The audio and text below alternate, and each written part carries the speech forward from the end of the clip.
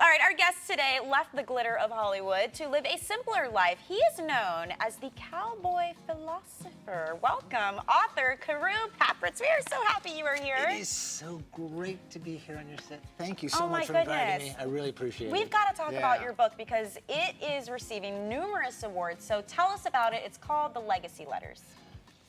The Legacy Letters, at its heart, is a love story about life. Okay. It's a series of deeply personal and very passionate letters that this father, who's never going to live to see his kids, writes as a practical, moral, and spiritual guidebook for them for the rest of their lives.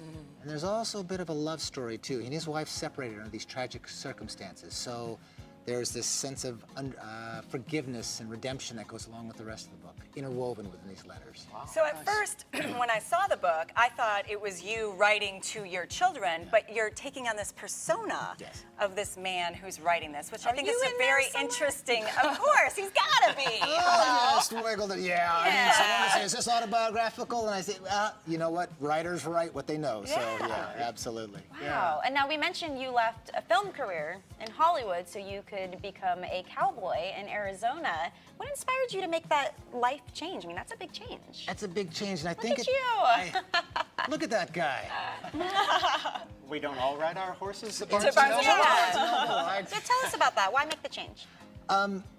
Fast-paced life, I think that's a real problem nowadays. You know, people are just trying to deal with that. Well, I dealt with it in a completely different way. I said, you know what? My soul is at stake here. I want to keep it alive. What do I need to do? I cut ties with Hollywood altogether, ended up on a small ranch, literally as a working cowboy, out in the middle of nowhere, and started writing this book. The pen picked itself up, and on the back of that pickup, and by lantern light and working, you know, I started writing the book. And so I just said, no more, slow down. And this is perfect for the time of the topic of the show today, about taking me time. That was counterintuitive. You went in the opposite direction to really serve what you were needing. And look at the beautiful piece of work that came to serve so many millions of people. Yeah, thank you. Thank you. You know, so it's really counterintuitive. So the writing happened out on as you were working as a cowboy? Yeah, as I was so this working. is prior to having your own family? Exactly, yeah. Wow. And that's 99% of this book was written prior to having my own family. Wow. And what's interesting is now parents in particular are saying they need the book now more than ever. Why is there this intense interest from parents? Again, back to sort of the central life problem that I think we're all having, this fast-paced life that we live in.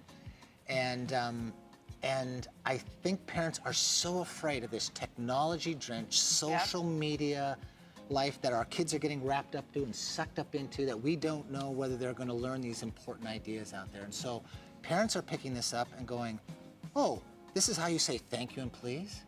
This is how you work?